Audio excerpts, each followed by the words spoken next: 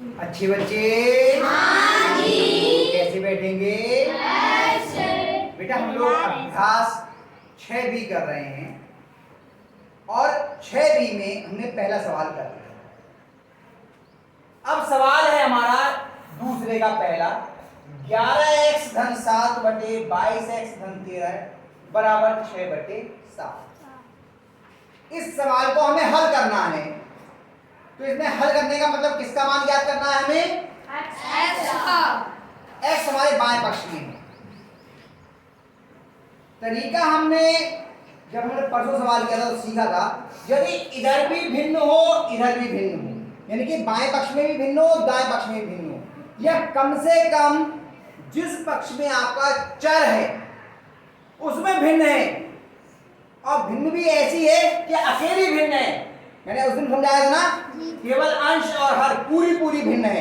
पूरा जो बायां पक्ष है वो भिन्न के रूप में है, पूरा दायां पक्ष भिन्न के रूप में है। मैं दो तरीके बताए थे। एक तरीका ये हो सकता था 11x + 7 बटे 12x + 3 धन 4।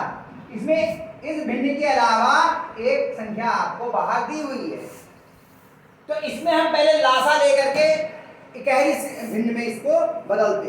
लेकिन यहाँ पर आपकी पहले से ही इकहरी भिन्न दी हुई है, एक भिन्न इधर दी है, एक भिन्न इधर दी है। इसका अंश है 11x + 7, हर है 22x धन 13। इधर अंश है 6 और हर है 7। तो ऐसे जो आपकी समीकरण है, इसे हल करने के लिए सबसे पहले हम क्या करते हैं? तिर्यक गुणा। उसने लिखवाया भी था मैंने आपको। क्या करते हैं सबसे पहले? तिर्यक गुणा।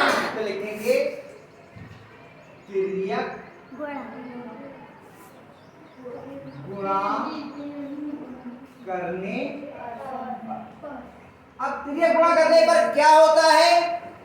जो बाएं पक्ष का हर है, जो बाएं पक्ष का हर है वो दाएं पक्ष में गुणा में चला जाता है, और जो दाएं पक्ष का हर है वो बाएं पक्ष में गुणा में आ जाता है। आप चाहो तीर भी लगा सकते हो, ये इधर गुणा में जाएगा और ये इधर गुणा में जाएगा। ये तीर केवल समझने के लिए लगा रहे हैं, आप नहीं लगाएंगे तब भी सही है, लगा देंगे तब भी सही है।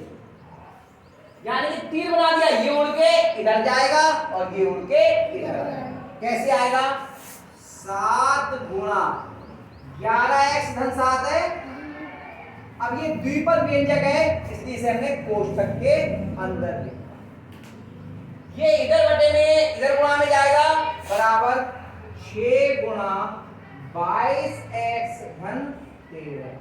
ऐसे बस यही समझने का, बाकी तो आपको पुराने सवाल की तरह हो जाएगा। अगर इतना समझ में आ गया तो सवाल आप हल कर लेंगे। फिर समझ लीजिए, अगर इकहरी भिन्न इधर है, इकहरी भिन्न इधर है, अंश बटे हर के रूप में, अंश बटे हर के रूप में, तो इसका हर इधर गुणा में जाएगा, इसका हर इधर गुणा में जाएगा, और इसको हम क्या बोलते हैं? तिर्यक गुणा। क्या बोलते हैं? तिर्यक गुणा। तिर्यक गुणा। 7 इधर गुणा में आ गया, 11x धन 7 के। ध्यान रखना, बहुत ध्यान से रखने वाली बात, कठिन नहीं है। हम लोग थोड़ी सी लापरवाही करते हैं तो भूल जाते हैं।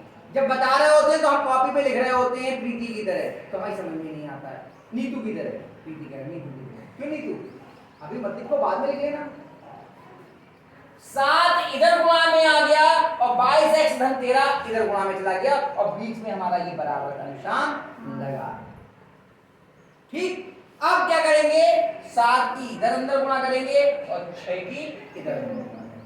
क्या तरीका है? 7 की धनात्मक, 11x की धनात्मक, धनात्मक आएगी 11 सत्ते 77x।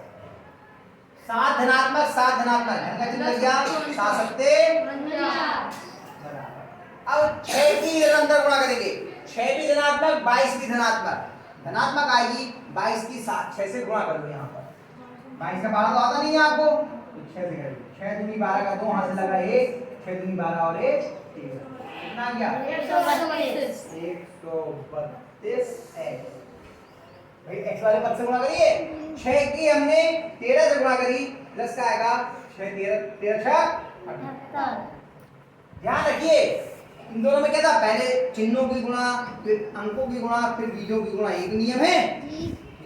अब 77x धन 49 बराबर 132x धन 78 हो गया। अब हम चरों को एक तरफ कर लें और अचर को एक तरफ कर लें। ये जो 132x है इसे उठा के इधर ले आते हैं और 49 को इधर से उठा के इधर ले आते हैं। ये तो तरीका होगा। इधर जोड़ की संक्रिया में है, धनात्मक है, इधर कैसा आएगा ऋणात्मक। 77x माइनस 132x बराबर 78 और ये 49 इधर धनात्मक था, इधर कैसा गया ऋणात्मक। देखिए 132 इधर धनात्मक था, इधर ऋणात्मक आया, 49 इधर धनात्मक था, इधर ऋणात्मक गया। ठीक। अब देखिए ये दोनों अलग अलग चिन्ह के हैं तो घटेंगे। 132 में से 77 घटाएंगे और चिन्ह काय का आएगा? दो संख्या बड़ी होगी। हाँ बड़ी कौन सी 132 है 77 तो चिन्ह काय का आएगा माइनस का। देखिए घटाते ऐसे हैं 132 में से हमने 77 घटा दिया। 2 में से 7 नहीं जाएगा, यहाँ से हाथ से ले लिया, यहाँ ले गया 2 और यहाँ कितने हो गए 12। 12 में से 7 गया 5। 2 में से 7 नहीं जाएगा, इधर से हाथ से ले लिया 12 हो गए, 12 में से 7 गया 5। कितना आ गया 55 माइनस 55 55x 78 में से 49 घटा दिए। 78 में से 49 यहाँ 6 रह गया और यहाँ कितने हो गए 18। 18 में से 9 गया 9 और 6 में से 4 गया 2। कितना आ गया 29। क्यों 78 प्लस का या माइनस का? प्लस का। तो प्लस की संख्या बढ़ी है तो माइनस का 29 आएगा या प्लस का 29 आएगा? प्लस का। है ना, गड़बड़ हो गई, बहुत जल्दी बोले थे यादे। ठीक। अब ये 55 इधर गुणा में है, इधर भाग में जाएगा। ऋणात्मक है तो धन में नहीं जाएगा, जाएगा ऋण का ही, लेकिन गुणा की संक्रिया में इसमें कैसे जाएगा भाग में। x बराबर 29 बटे माइनस के 55। ये कट नहीं रहा है कोई भी, दोनों ही ये अभाज्य संख्या है और ये कटनी नहीं 29 से, तो यही हो जाएगा उत्तर।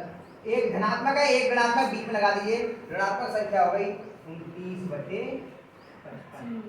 यही उत्तर आपका हो गया। सही नहीं है उत्तर?